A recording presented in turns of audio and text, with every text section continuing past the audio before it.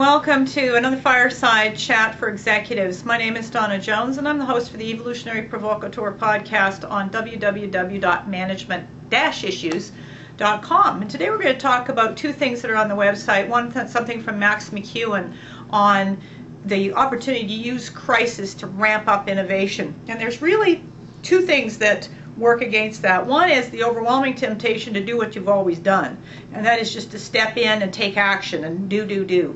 And there's a real danger to that. But before we get to that, let's understand what that action comes from. The action of just stepping up comes from, quite frequently for some people, the identity that sort of says, hey, I'm a risk taker, I'm a problem solver, I function well in crisis, and this is who I am. And so there's this overwhelming kind of desire to be in that level of intensity, and that's what gets in the way. So this is exactly where the intersection between your personal and professional growth hits the dead on. It's right at that point.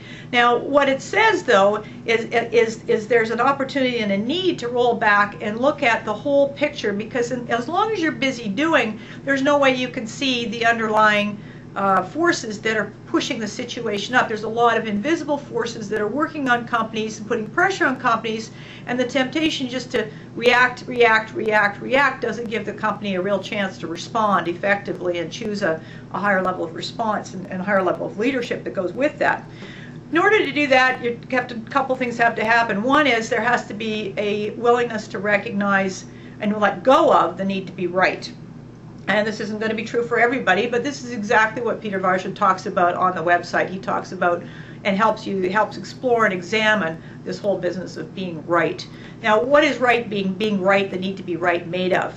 Interestingly enough, what it's made of, and it's easy to sort of say, oh, that's all about ego, and it is. But let's go deeper, because without going deeper, we can't really understand what that means. It's too easy a label to use. So going deeper, what it frequently indicates, the whole need to be right is about a security issue. It's about not being secure within oneself, not being enough trust in oneself to actually know that there are other possibilities. And when letting go of the need to be right releases and opens up the possibilities, because now all of a sudden, instead of just seeing it in one fixed way, you can start to see where you can see and seize opportunities, and that is where the leaps from innovation come from that Max refers to in his article. So that's the huge part of it. The second part of it is, and the other temptation is just, as I said, you take action, but there's a space between the impulse to do something and the action that's called a pause.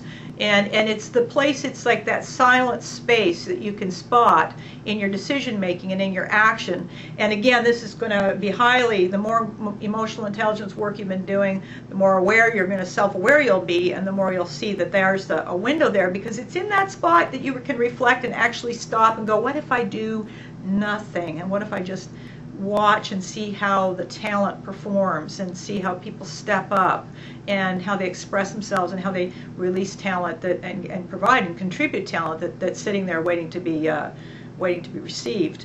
Related to that then is the need just to step away.